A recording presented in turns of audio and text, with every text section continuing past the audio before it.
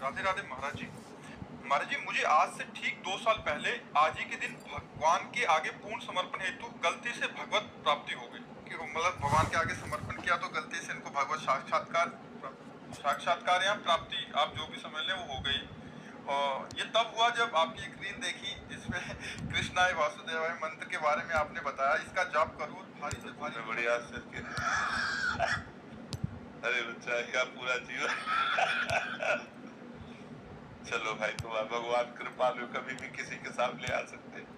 प्रणाम बच्चा। तो क्या करे बच्चा, तुम्हें तो भगवत प्राप्ति हो गई, तुम तो पूर्ण हो गए। सवाल है? नहीं, सवाल नहीं रहता। भगवत प्राप्ति के बाद सवाल नहीं रहता।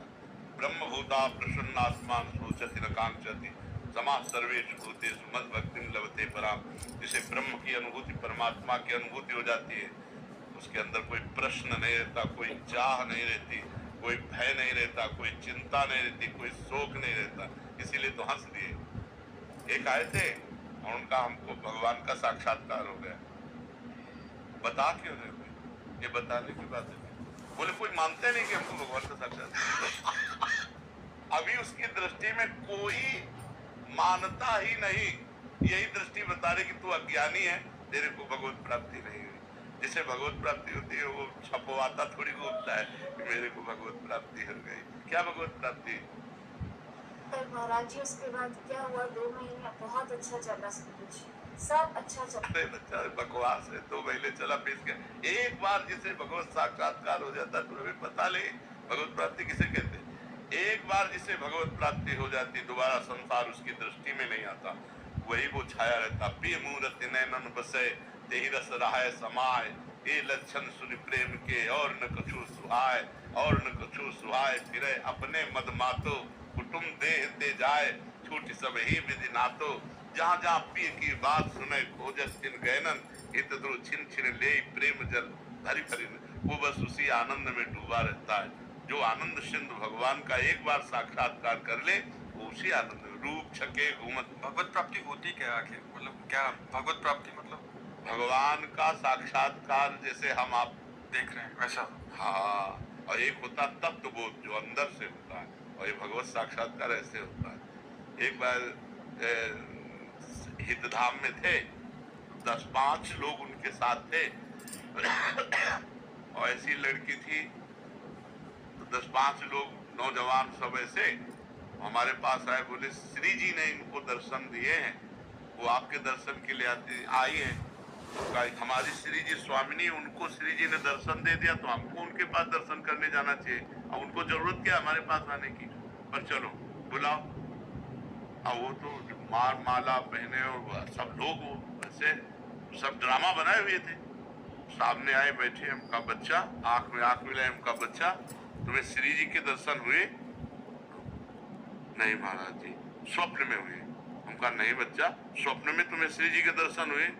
बोले नहीं तो हमका बच्चा काहे कोई नाटक कर रहे, ये 10 लोग तुम्हें पूज रहे, नरक जाओगे, बेमतलब का कार्य कर रहे। अरे भजन करो तो वास्तविक भगवत प्राप्ति के लिए मानव देह मिला है, ये प्रपंच दिखाने के लिए थोड़ी मिला है। तो बच्चा भगवत प्राप्ति कोई हलवा थोड़ी कैसे मुंह में रखा खा लिया। नहीं महाराज जी, गलती है तो उसके बाद किसी की इज्जत को बचाने के लिए संकल्प लिया और अपना भजन बन नष्ट कर दिया, उसके बाद से वो चलो हाँ चलो मान गए भगवत प्राप्ति हुई। तुम नाम जप करो और पवित्र आचरण से रहो, अच्छी बच्ची बन करके रहो, तो आज नहीं तो कल प्राप्त हो ही जाएंगे। भगवान प्राप्त होने के लिए तो हमें मानव देह मिला, लेकिन इसे भगवत प्राप्ति नहीं कहते। तुम्हारी संकल्प से जो भजन बन नष्ट हो, नाम जप करो, नाम जप करो, नाम जप करो, सब छोड़ो, खूब राधा राधा नाम जप करो, चरित्रता की पवित्रता रखो। जो आपका चरित्र स्त्री शरीर, इसको पवित्र रखो। भगवान कृपालु में कभी भी कृपा करके दर्शन दे सकते हैं, उनकी तो महिमा ही अलग है। इसलिए नाम जप करो। ये अब किसी से मत कहना मुझे भगवत प्राप्ति हो गई। जब भी आपने बोला वो तत्व बोध, मेरे ख्याल से वो वही था। महाराज जी को पता नहीं लग रहा कि गलती से हुआ था ना। यार ऐसी गलती हमारे साथ भी सबके हो जाए तो बढ़िया हो जाएगा। वो शायद समझ नहीं पा रहे, वो कह रहे कि उस बहुत अच्छा लगा और समर्पित हुए तो ऐसा लगा। अरे ये सात्विक सुख होते हैं, अभी ये क्या जाने, अल्प सुखों का भोक्ता भूमा सुख का अधिकारी थोड़ी होता है। उस महान को प्राप्त करने के लिए अल्प सुखों का त्याग किया जाता है, छोटी छोटी अनुभूतियों का त्याग किया जाता है। ऐसे सीधे गंगा की धारा से प्रकट होते हुए मतलब वो सब नहीं माना। काहे को पर्दा लगाए बैठे हो? हम फकीर है, तुम्हारे लिए आए, तुम्हारे लिए रोज। जब तक तुम्हारा पर्दा नहीं हट जाएगा तब तक हम ये सब जादू टूना ये हम मानेंगे। आपका थोड़ा थोड़ा आनंद ये हम नहीं मानेंगे। हम छोटे छोटे आनंदों में, छोटे छोटे चमत्कारों में बिकने वाले नहीं, हम आप में बिकने वाले। आप आओ, हमसे बात करो, हो जगत में हो, हमारे साथ हमें अनुभव कराओ। आप हो, आपके लिए निकले हैं। महाराज जी पर्दा बाहर से खुलता है अंदर से? दोनों जगह से। जब अंदर का हटा तो बाहर का फौरन हटा, तो सब जगह एक ही नजरा ले लगता है। वो पहले कहाँ का हटता है महाराज? हृदय का। पहले हृदय का हटता है। पहले हृदय में तब तो बोध होता है, तब सर्वत्र बोध होता है। चश्मा हमारा बदलेगा वैसे तो दिखाई देगा, तो जब हमारी दृष्टि बदली तो हमें सब कुछ दिखाई देने लगा। श्री नारायण पेड़ीवाल जी गुजरात से।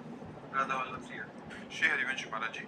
महाराज जी पिछले 2 वर्षों से आपका सत्संग एवं एकांतिक वार्तालाप नित्य सुन रहा हूँ। धीरे धीरे अब पूरा परिवार भी आपको नित्य सुनने लगा है। परिवार के युवाओं में भी आपके प्रति श्रद्धा जागृत हुई है। आपकी वाणी से उनके विचारों में परिवर्तन भी आया है और नई ऊर्जा और दिशा मिली है। महाराज जी मेरा एक प्रश्न है, किसी भी रिश्ते में अहंकार, ईगो और स्वाभिमान मतलब सेल्फ रिस्पेक्ट में कैसे फर्क करें? आज पूरा विश्व आपको सुनता है। देखो, स्वाभिमान को हम जान नहीं पाए, इसलिए हम स्वाभिमान को, देहाभिमान को ही स्वाभिमान समझते हैं। अपने कुल, अपनी जाति, अपने पद, अपनी प्रतिष्ठा को हम स्वाभिमान समझते हैं। स्वाभिमान शब्द परम पवित्र है, स्वाभिमान की रक्षा करनी चाहिए। पर स्वाभिमान का मतलब शरीर को लेकर नहीं है, स्व तत्व को लेकर है।